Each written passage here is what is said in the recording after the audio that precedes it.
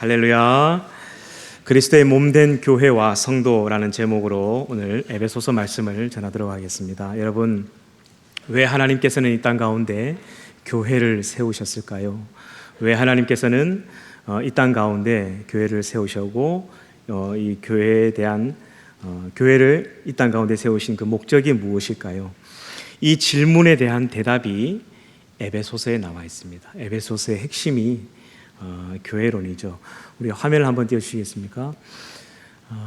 네, 다음 한 번만 더 넘겨주시면 감사하겠습니다. 예, 골로새서와 마찬가지로 이 바울의 서신들 신약성경 27권 중에 13권이 이 사도 바울이 기록한 말씀인데요. 대부분 절반은 이론편, 절반은 실천편으로 되어 있습니다. 골로새서도 마찬가지였지만 에베소서도 1장부터 3장까지는 이 교회론의 이론편이고 4장부터 6장까지는 실천편이라고 보시면 됩니다. 칼빈의 예정론이 이 에베소서의 기초를 하고 있어요. 그래서 우리는 에베소서 하면 예정론을 많이 떠올리지만 사실은 이 예정론보다 교회론이 더 중심이 되는 말씀이 에베소서입니다. 태초에 하나님이 세상을 창조하시기도 전에 이미 우리를 예정하셨고 택하셨고 예수 그리스도를 통해서 이 땅 가운데 교회를 세우셨다. 이것을 설명하기 위해서 이 예정을 말씀하신 것이었죠. 그래서 에베소서가 예정론을 우선시하고 있는 것 같지만 사실은 이 교회론이 더 우선되어 있다. 저는 개인적으로 그렇게 생각합니다. 이 에베소서 말씀을 기록할 때 사도 바울의 연세가 대략 한 60세 정도로 추정합니다. 60세 전후로 추정을 하는데 그 당시에 로마 사람들의 평균 수명이 50세에서 55세였습니다. 그러다 보니까 지금으로 따지면 사도 바울의 연세가 대략 한 80세 정도 된 어른이었습니다.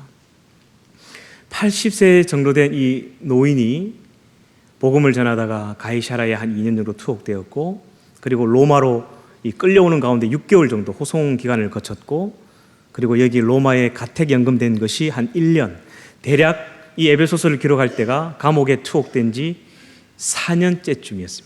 80세 된 어르신이 감옥에 투옥된 지 4년째쯤 될 때 육체적으로는 가장 지치고 힘들 때 이 에베소서 말씀을 기록합니다. 하지만 그의 영은 그 어느 때보다 가장 맑고 투명하고 영적으로 충만할 때 이 에베소서 말씀을 기록하죠. 그런데 특이한 것이 하나가 있습니다.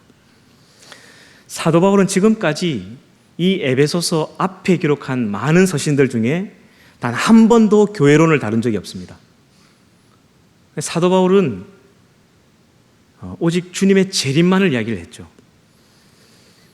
이 에베소서 앞서 기록한 사도 바울의 많은 서신들 중에는 대부분 교회론은 전혀 생략되어 있고 이 예수님이 다시 오실 것이다, 재림에 대한 이야기가 있지만 놀랍게도 이 에베소서에는 예수님의 재림이 쏙 빠져 있습니다. 저는 그에게 큰 심경의 변화가 있었다라고 생각합니다. 어쩌면 주님이 곧 오신다 하셨던 주님이 좀 늦게 오실 수도 있지 않겠나라는 직감을 했던 것 같아요. 여러분, 사도 바울은 교회를 건축하고 상가에 임대해가지고 월세 주면서 그 교회를 개척하고 그런 거에 관심이 없었습니다. 왜냐하면 주님 곧 오신다 했기 때문입니다. 그래서 그는 끊임없이 복음을 전하러 물 건너 산 넘어 복음을 전했죠. 타우루스라는 해발 4,000m나 되는 이런 엄청난 산을 넘어서 그 이방 땅 이고니온과 일루리곤까지 그는 목숨을 걸고 복음을 전했습니다. 그에겐 시간이 없었어요. 왜? 주님 곧 오신다 했기 때문에. 예수님께서 하늘로 올라가시면서 너희가 성령 받기를 기다리라 하는 그 성령은 마가의 다락방에 며칠 만에 임했죠? 7일 만에 임했습니다. 그리고 주님이 곧 오신다 했기 때문에 사도 바울은 이제 자기가 살아있는 동안에 곧 오실 줄 알았습니다. 그래서 교회를 건축하고 세울 그런 경황이 없었어요. 그냥 오늘 여기 복음 전하고 내일 저 동네로 가는 거예요. 그러면 여기서 복음을 들었던 사람들이 모여서 이게 교회가 된 것이었습니다. 그랬던 사도 바울의 심경에 큰 변화가 옵니다. 어쩌면 주님의 재림이 늦어질 수도 있겠다.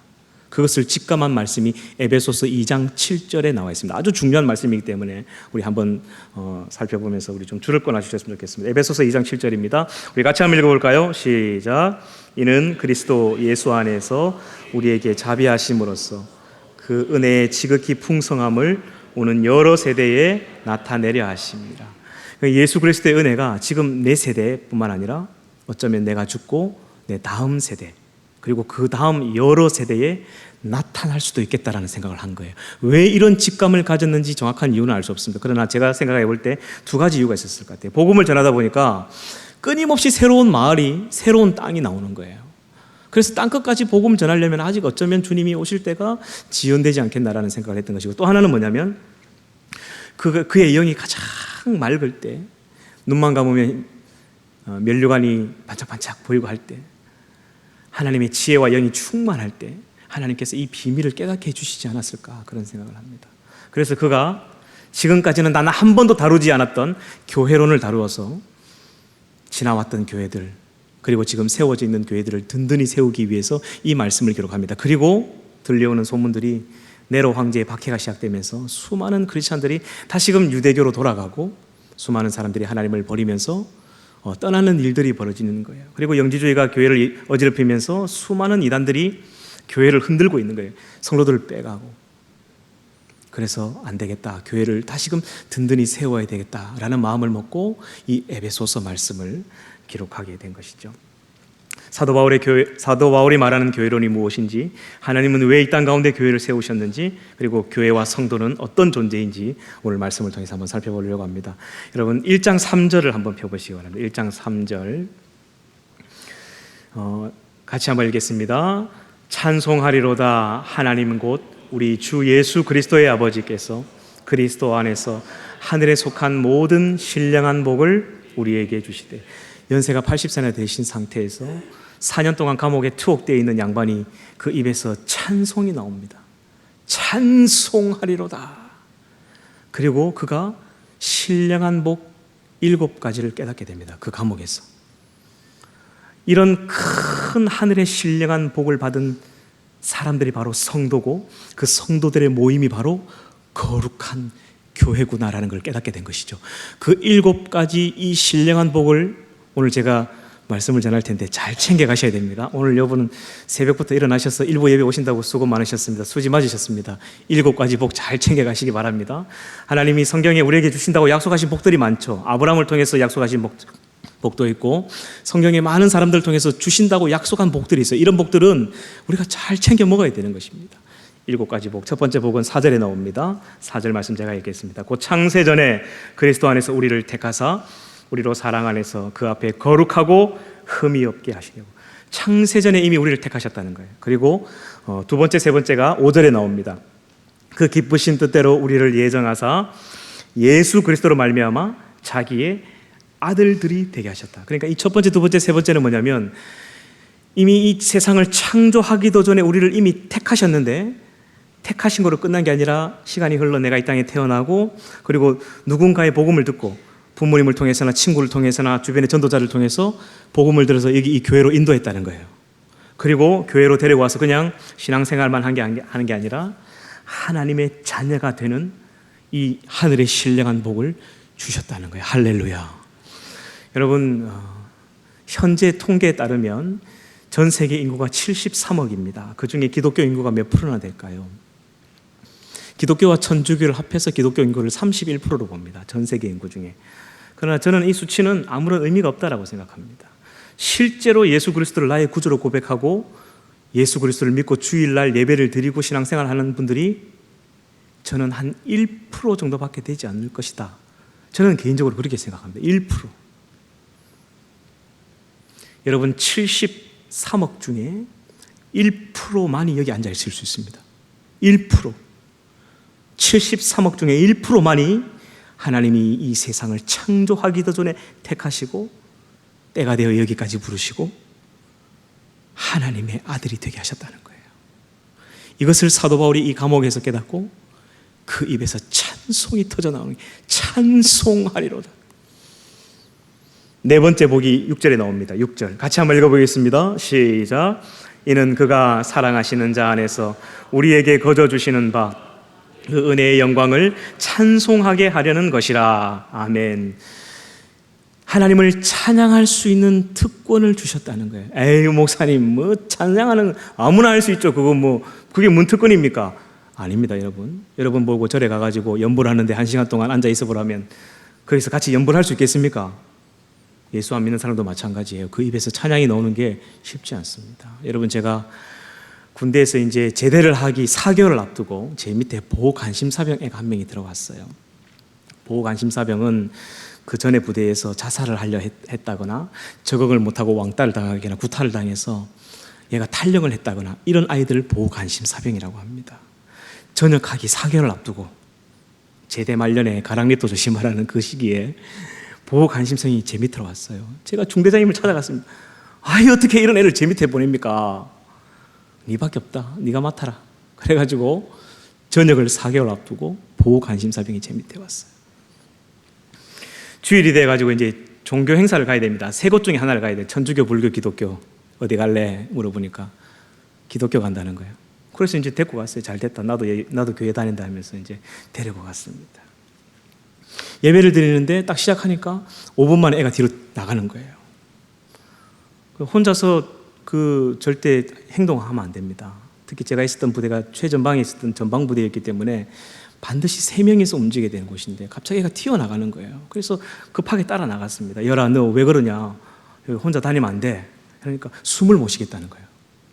답답해가지고 숨을 못 쉬겠다는 거예요. 이상하다, 누가 니를 잡아먹나, 왜 그러나. 근데 그 다음 주일날 또 예배를 드리는데 또 똑같이 딱 예배가 시작되자마자 답답하다는 거예요. 그래서 못 견디겠다는 거예요. 그게 또 나가는 거예요. 그렇게 제가 한 달 동안 얘를 유심히 관찰했습니다. 제가 내린 결론은 귀신이 들어있다. 이 아이 마음속에 악한 영이 들어있다라는 결론을 내렸습니다. 그래서 기도를 해야 되겠다 마음을 먹고 2명을 섭외했습니다. 신앙이 좋은 2명을. 너 금식 기도하며 준비해라. 며칠 날 내가 부르거든. 놀라지 말라, 걱정하지 마라. 아무튼 하나님 함께 하시니까 때가 되면 오너라 해서 날짜를 정하고 중대장님한테 보고를 했습니다. 중대장님이 마침 크리스찬이었어요. 그래서 이걸 잘 알아요. 주일 오후 막사에서 다 쉬고 있는데 갑자기 방송이 들립니다. 전 대원들은 막사 밖으로 대피하시오. 다 대피시켰습니다. 그렇게 안 해도 되는데. 그래서 내무실에서 그 열의를 딱 앉혀놓고 그동안 제가 금식하며 준비시킨 2명을 불렀습니다. 오른팔 잡아라, 너는 왼팔 잡아라. 내가 예수 이름으로 이 더러운 귀신아 떠나가라. 딱 기도하는 순간부터 이 아이가 발악하기 시작하는 거예요. 막 시라 하는데 막 그 입에서 막 거품을 물고 막 할 수 없는 욕을 하는 거예요. 평소에 이런 애가 아니거든요. 옆에 있는 애를 막 들었다 놨다. 얘가 유도를 했습니다. 유도. 힘이 세니까 막 시라 하는데 열의를 탁 붙잡고 한 10분 정도 딱 기도를 했습니다. 한 10분 정도 기도하는 게 이 아이가 갑자기 정신을 탁 잃는 거예요. 탁 쓰러지는 거예요, 옆으로. 그래서 이렇게 깨웠습니다. 일어나봐라, 열아 하니까 지금도 잊을 수 없는 게 그의 첫 마디였습니다. 눈을 딱 뜨자마자 아, 시원하다.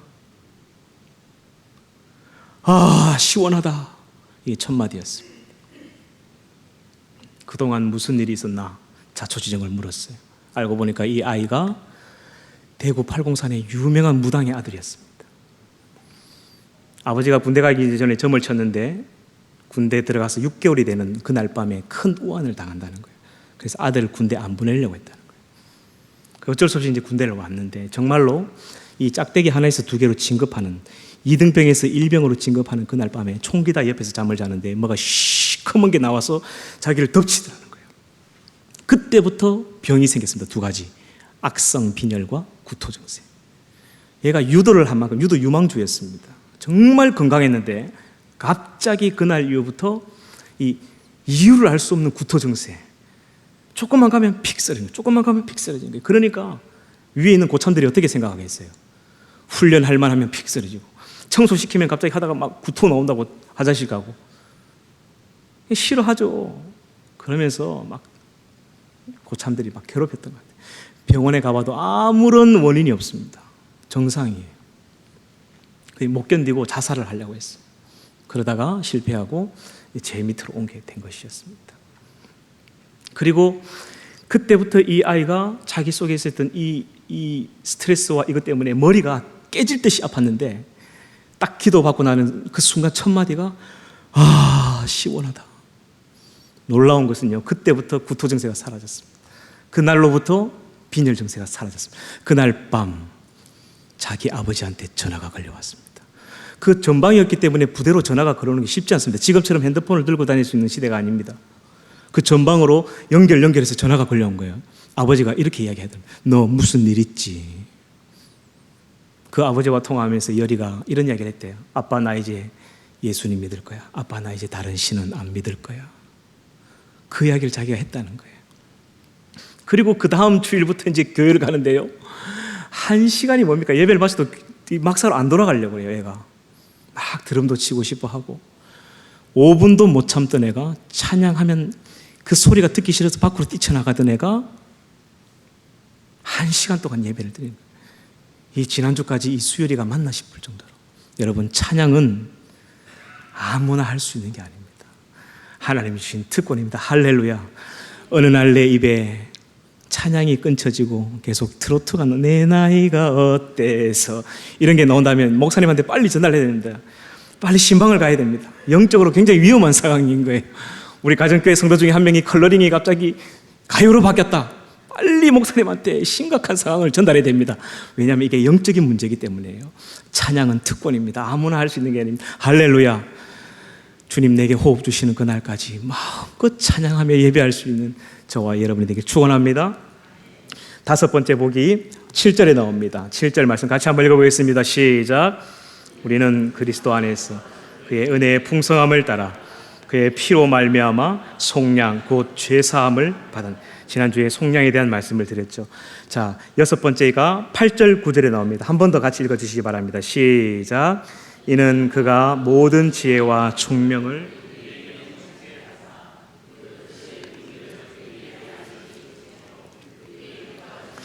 그리스도 안에서 때가 찬 경륜을 위하여 예정하신 것이니 아멘. 예수를 알긴 알지만 믿는 것은 하나님께서 지혜와 총명을 부어주셔야만 가능하다라고 말씀하고 있습니다. 여러분, 그래서 예수는 공개된 비밀이라는 말이 있어요. 예수는 대놓고 가르쳐줘도 모르는 게 예수죠. 펼쳐놓고 장사해도 모르는 게 예수라고 말합니다. 한평생 한 입을 덮고 자는 아내는 예수를 아는데 평생 예수 이야기를 해도 알아듣지 못하는 남편이죠. 여러분, 우리가 예수를 내 의지로 여기에 와서 믿은 게 아니에요. 이미 창세전부터 우리를 택하신 주님이 때가 되어 우리를 이 자리로 부르셨고 성령을 통하여 우리에게 지혜와 총명을 물붓듯 쏟아 부어주셨기 때문에 우리가 예수 그리스도를 믿을 수 있고 그 비밀을 깨달았다는 것입니다. 할렐루야. 이게 그냥 되는 게 아니라는 것을 사도 바울이 이 감옥에서 깨달았다는 것이죠. 그리고 마지막 7번째가 13절에 나옵니다. 13절 같이 한번 읽어보겠습니다. 시작. 그 안에서 너희도 진리의 말씀 곧 너희의 구원의 복음을 듣고 그 안에서 또한 믿어 약속의 성령으로 인치심을 받았다는 것은 이마에 성령님이 너는 내 아들이다 내 딸이다 도장을 콱 찍었다는 거예요. 여러분, 이 하늘에 속한 신령한 복 7가지를 다 받은 성도들이 바로 여러분들입니다. 그리고 이 놀라운 은혜를 받은 성도들이 모이는 모임이 바로 거룩한 교회라는 것이죠. 73억 중에 1%, 상위 1%만 들어올 수 있는 곳. 여러분, 옆에 계신 분들이 아무것도 아닌 것 같지만 사실은 엄청난 대단한 분입니다. 보통 분이 아닙니다. 옆에 사람하고 인사합시다. 보통 분이 아니셨군요. 대단한 분이셨군요. 예, 여러분 상위 1%입니다. 꼭 기억하시기 바랍니다. 그래서 이제 2장으로 넘어가게 되면 만물 위에 교회가 있고 그 교회의 머리가 예수 그리스도시다라는 이야기를 하고 있습니다. 우리 사진을 한 장 띄워주시겠습니까? 한 은하계의 사진이거든요. 여러분, 이 한 은하계 안에 태양도 있고 우리가 살고 있는 지구도 있고 수, 금, 지, 화, 목, 토, 천, 해, 명, 이 행성들이 있습니다. 그리고 우리가 밤하늘에 보는 별들, 수천억 개의 별들이 있습니다. 우리의 보기에는 깨알 만한 별이 사실은 가까이 가보면 지구의 100배 크기도 있다고 하죠. 지구의 10배 크기는 다반사라고 합니다. 저런 어마어마한 한 은하계의 지름이 얼마냐면 저 한쪽부터 한쪽까지 이 지름이 10만 광년이라고 합니다. 이 10만 광년이라는 숫자는 빛이 1초에 33만 킬로미터를 가는데 빛이 1년 동안 계속 간 거리를 1광년이라고 하죠. 그러니까 빛이 10만 년 동안 간 거리입니다. 이런 광대무변한 이 한 은하계가 우주에 몇 개나 있을까요? 알 수 없습니다. 수천억 개입니다. 수천억 개. 저런 광대무변한 우주를 만드신 하나님이 그 우주 위에서 이렇게 발장을 딱 끼고 오늘 여기 대구중앙교회에 앉아 계신 여러분들을 볼 때 하나님이 어떻게 볼까요? 우리가 여기 저 우주 위에 저런 은하계가 수천억 개가 있는데 그 수천억 개 안에 한 은하계, 그 한 은하계 안에 지구라는 한 작은 행성, 그 지구라는 작은 행성 안에 대한민국 안에 대구 안에 대구중앙교회 앉아 있는 나, 아마 사하라 사막에 모래 알갱이 하나도 안 될 겁니다. 아마 우리의 존재가. 제가 저 사진을 왜 보여드렸냐면 이런 광대무변한 크신 하나님께서 이 온 세상을 창조하셔서 그 구약의 수많은 선지자와 예언자의 목숨을 바치고 사랑하는 아들 예수 그리스도의 몸을 찢어 그 아들 십자가에 내어주고 그 예수님을 따랐던 제자들 12명이 전부 다 순교하고 그리고 그로부터 지금까지 2000년이 흘러나오는 시간 동안 수천만 명이 순교하며 피를 뿌리며 하나님께서 이 땅 가운데 이루시고자 했던 것이 무엇일까요? 질문이 너무 크죠? 질문이 너무 큽니까? 제가 짧게 다시 한번 말씀드리겠습니다. 구약의 수많은 예언자의 목숨을 다 바치고 사랑하는 아들 예수님의 목숨을 바치고 그때로부터 지금까지 2000년 동안 수천만 명의 목숨을 다 바쳐서 하나님께서 이 땅 가운데 이루시고자 했던 그 궁극적인 목적이 무엇일까요? 그것이 바로 교회를 세우기 위함이었다라는 것이에요. 이게 사도 바울의 교회론입니다. 하나님의 이 대우주적 궁극적인 목적은 이 땅 가운데 하나님의 나라, 교회를 세우기 위함이었다. 거룩하고 구별되고 티없고 흠없게 하나님께서 이 땅 가운데 세우길 원하셨다는 것이죠. 에베소서 5장 25절 27절 잠시 띄워주시겠습니까? 같이 한번 읽어보겠습니다. 시작. 그리스도께서 교회를 사랑하시고 그 교회를 위하여 자신을 주심같이 하라. 자기 앞에 영광스러운 교회로 세우사 티나 주름 잡힌 것이나 이런 것들이 없이 거룩하고 흠이 없게 하려 하심이라. 이 교회야말로 하나님의 우주적인 궁극적인 목적이자 비밀이라는 것이죠. 여러분, 예전에는 사람의 손으로 만든 곳에 하나님이 거하셨습니다. 구약 성경에 성막에서 하나님이 거하셨죠. 그리고 성막이 지나서 그 가나안 땅에 들어가서 솔로몬을 통해서 솔로몬 성전에 하나님이 거하셨습니다. 그리고 그 이후에 성전이 무너지고 나서 바벨론 포로에서 다시 돌아왔을 때 스룹바벨을 통해서 스룹바벨 성전에 하나님이 계셨습니다. 그러나 예수 그리스도를 통해서 그 휘장을 찢으시면서 내가 그 사람의 손으로 만든 흙과 돌로 만들어진 그 안에 있는 게 아니라 내가 너희 안에 거하겠다 말씀하셨죠. 성령을 통해서. 그래서 이 예수 그리스도를 머릿돌로 살아있는 돌들로 연결되어 있는 이 살아있는 교회, 산 교회, 예수 그리스도의 몸된 교회가 바로 교회다라는 것이죠. 오늘 함께 읽은 말씀 에베소서 2장 20절에서 22절 말씀을 잠시 보겠습니다.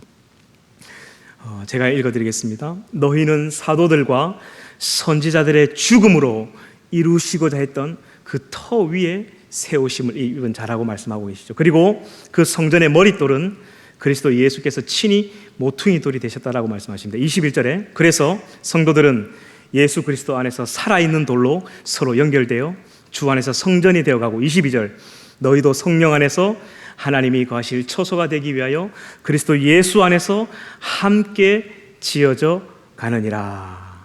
아멘. 구약의 그 수많은 예언자의 피값으로 살아가는 아들 예수 그리스도의 피값을 주고 그리고 그로부터 수많은 순교자들의 피값을 지불하며 하나님께서 이 땅 가운데 이루시고자 했던 것은 바로 교회를 세우기 위함이었다는 것이죠. 이 거룩한 교회가 바로 그 하나님의 꿈이었습니다. 하나님의 비전이었어요. 하나님의 비전. PPT 한번 넘겨주시겠습니까? 이 땅에 있는 하나님의 나라가 바로 교회입니다. 그러니까 이 교회가 하나님의 나라예요. 그리고 그 위대한 교회가 곧 누구라고요? 나입니다. 여러분, 저는 교회를 생각하면 우리 정부보다 훨씬 더 크다라고 생각합니다. 사법부나 정부보다 훨씬 더 큰 게 교회죠. 이 정부나 사법부는 그냥 임시로 이 땅에 존재할 뿐이에요. 잠시 있다가 사라지는 것이죠. 그러나 하나님의 교회는 영원한 것입니다. 저는 미국의 정부보다 더 큰 게 교회라고 생각합니다. 유엔보다 더 큰 것이 저는 교회라고 생각합니다. 여러분, 교회에서 받는 직분은 영원직이죠. 영원직. 대통령 그거 해봐야 5년 단기직이에요. 그거 하려고 애쓰고 힘쓰고 할 필요가 없습니다. 그 잠시 5년 하다가 하고 나면 다 또 욕먹고 또 감옥 가고, 그럼 말랍니까 그거? 영원한 이 거룩한 하나님의 나라의 영원한 직분. 여러분, 그래서 우리가 교회에서 직분을 받는다는 것은요, 이거 잔치를 해야 됩니다. 이 가문의 영광이에요. 이건. 여기 사업을 하시는 우리 집사님들, 권사님들 계시면 명함 있으시죠? 명함을 바꿔야 됩니다. 앞면에는 대한예수교 장로회 대구중앙교회 권사, 장로, 집사, 이게 앞면에 칼라로 들어가고 뒷면에는 그냥 흑백으로 대충 모기업의 이사, 모기업의 사장, 이거 명함을 바꿔야 됩니다. 여러분, 제가 농담하는 게 아니에요. 우리는 이 직분은 하나님의 이 우주적인 창조 아래 창세전부터 예정하셔서 이 모든 대가를 지불하고 이 땅 가운데 세운 이 거룩한 교회에 우리가 그 직분을 받았다는 거죠. 이것은요, 천사들도 배가 아파서 뒤로 넘어질 일입니다. 그래서 직분을 받으실 때는 하나님께 감사하고, 이 직분을 위해서 여러분 직업을 주신 것도, 사업터를 주신 것도, 이 영원한 하나님의 나라 교회를 잘 이 땅 가운데 이뤄가기 위해서 하나님이 여러분에게 일할 수 있는 힘도 주시고 지혜도 주신 거예요. 늘 하나님의 일은 뒷전이고 그 세상 일에만 열심히 하시면 안 됩니다. 이게 바뀌어야 된다는 것이죠. 이 위대한 사역에 우리가 조금이나마 동참할 수 있다는 것을 감사히 생각해야 됩니다. 사도 바울은 3장 1절에 보면, 에베소 3장 1절에 보면 자기는 예수 믿는 사람을 돌로 쳐 죽이던 살인자였죠. 그런 자기가 그 감옥에서 깨달은 거예요. 하나님이 나를 창세전에 택하시고 여기까지 인도하셔서 이 대우주적인 영광스러운 하나님의 나라, 이 교회를 세우는 일에 나를 사용하셨다는 것 때문에 그가 웁니다. 울어. 저는 이 에베소서 3장 1절을 읽으면 여기 사도 바울의 눈물 자국이 보여요. 한번 읽어볼까요? 3장 1절 시작. 이러므로 그리스도 예수의 일로 너희 이방인을 위하여 갇힌 자 된 나 바울이 말하거니와 하고 뒤에 말을 잊지 못합니다. 그게 좀 적어놓으세요. 점점점점. 사도 바울이 이 이야기를 하면 대필자가 있었어요. 이 성경을 적어주는 대필자. 사도 바울이 막 그 감옥에서 이것이 깨달아지니까 너무 감격스러워서 막 눈에 눈물이 꽉 차는 거예요. 말을 잊지 못하니까 대필자가 옆에 적어주려다가 이렇게 쳐다보고 있어요. 이렇게. 그런 게 느껴집니다. 이 사도 바울의 이 심정이. 이 거룩한 하나님의 나라의 일에 내가 쓰임받고 있구나. 그가 감격하죠. 자, 그리고 4장부터 6장은 실천편인데 딱 한 부분만 보고 제가 말씀을 마무리하도록 하겠습니다. 5장 1절입니다. 5장 1절에 보면 우리의 수준이 어디까지 미쳐야 되는지를 사도 바울이 이렇게 이야기합니다. 그러므로 사랑받는 자녀같이 너희는 누구를 본받는 자가 되고, 우리의 신앙의 수준이 옆에 있는 권사님 본받는 게 아니에요. 앞에 있는 목사 이 정도 수준을 본받는 게 아니에요. 하나님을 본받는 자가 되라고 말씀합니다. 너는 이 땅을 사는 날 동안 예수 그리스도를 따라 그 작은 예수로 살아가라 라고 말씀하고 있는 거예요. 그래서 우리의 영적인 수준이 여기에 미쳐야 된다는 것을 이 실천편에서 사도 바울이 이야기하고 있습니다. 여러분, 제가 서점에서 책을 보다가 그 제목 때문에 너무 강렬하게 저를 사로잡았던 한 권의 책이 있습니다. 한번 사진 띄워주시겠습니까? 조선의 작은 예수 서서평. 저는 책에 보고, 야, 감히 조선의 작은 예수라고, 누가 감히 자기를 조선의 작은 예수라고 칭할 수 있을까?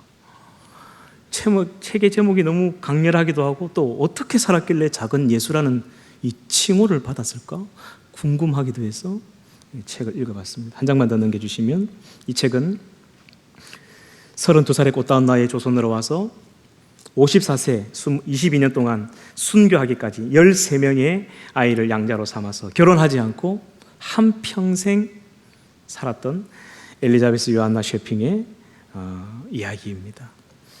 이름을 엘리자베스 요한나 셰핑에서 서서평으로 개명을 하죠. 왜 개명을 했냐고 인터뷰를 하는데 다시 고향으로 돌아가지 않기 위해서, 자기가 떠나온 고국으로 돌아가지 않기 위해서 이름을 개명을 했다는 거예요. 이름만 계속 들으면 자기 고향으로 가고 싶은 마음이 들었나 봐요. 한국 이름으로 이름을 바꿉니다. 그리고 청년 때에 와서 결혼을 하지 않고 22년 동안 버려진 아이들, 그 아이들을 한 명씩 데려와서 양자를 삼습니다. 그리고 그를 모르는 당시에 천대받았던 이 많은 여인들 교회에 불러서 그를 가르치고, 그리고 특별히 그 당시에 공장제라고 하죠. 매춘 일을 하는 많은 여성들을 매춘제를 폐지하면서 그 운동을 하면서 그들의 영적인 어머니가 되어 주셨던 분이에요. 여러분, 이분이 살아생전 남은 업적이 엄청납니다. 여기 우리 다 여전도에 소속되어 계시죠? 여전도회를 우리나라에 최초로 세우신 분이 이 서서평 선교사님이에요. 그리고 현 한일 장신대의 그 전신이었던 학교, 이일 학교를 설립했고, 여기 혹시 간호사 계십니까? 간호사? 우리나라 최초의 간호사 협회를 세워서 조선 간호학부를 창설했습니다. 그리고 진다리교회를 설립했고, 공장제 폐지 운동을 통해서, 공창제 폐지 운동을 통해서 율락녀와 매춘제도를 폐지하고 이들을 공부시켜서 사회에 진출시키는 일을 했습니다. 그렇게 22년 동안 자기 몸을 돌보지 않고 헌신적으로 살았습니다. 13명의 딸 아이를 자기 자녀로 삼아서 결혼하지 않고 했는데 결국 돌아가셔서 자기 몸을 기증을 하게 됩니다. 의학회 그 해부용으로.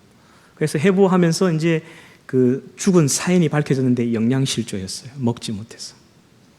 그분이 남기신 유품이 딱 3가지가 있어요. 반려 반조각, 그 다음에 동전칠전, 그 다음에 그 강냉이 가루 7홉. 그분이 살아생전 일기를 보면 이런 이야기가 있습니다. 내일 나 먹기 위해서 오늘 배고픈 자들을 모른 척할 수 없었으며, 옷장에 옷을 넣어놓고 당장 추위에 뜨는 사람을 모른 척 할 수 없었습니다.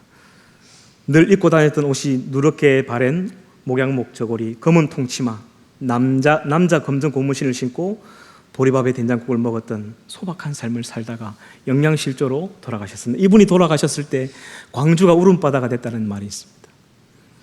최초로 사회장이 열렸습니다. 위대한 사람이 돌아가시면 믿는 사람이든 믿지 않는 사람이든 모든 사람들이 나와서 장례를 치르는데, 그 장례가 울음바다가 됐다는, 광주가 울음바다가 됐다는 그 역사의 기록이 있습니다. 그리고 그가 돌아가셨을 때 그의 머리맡에 남겨진 마지막 유언의 한 글귀가 있습니다. 성공이 아니라 섬깁니다. 성공이 아니라 섬깁니다. 정말 이 책을 읽으면서 정말 조선의 작은 예수라는 칭호가 충분히 붙여질만 했겠다라는 생각을 하게 되었고, 작은 예수로 한평생 살았구나라는 것을 느끼게 되었습니다. 여러분, 사도 바울은 예수님이 십자가의 피를 흘려 이 땅 가운데 이루시기를 원했던 것이 교회라는 것을 깨닫고, 이 교회를 세우는 일에 자기가 쓰임받았다는 것만으로 감격하며 한평생 자기의 몸을 돌보지 않고 복음을 전했습니다. 여러분, 우리도 이 땅을 사는 날 동안, 대림절을 맞이하는 오늘, 주님이 이 땅에 우리를 위해서 오셨음을 기억하고 우리가 이 땅을 사는 날 동안 어떤 정신으로 살아가야 될지를 다시 한번 깨닫는 저와 여러분들이 되시길 축원합니다.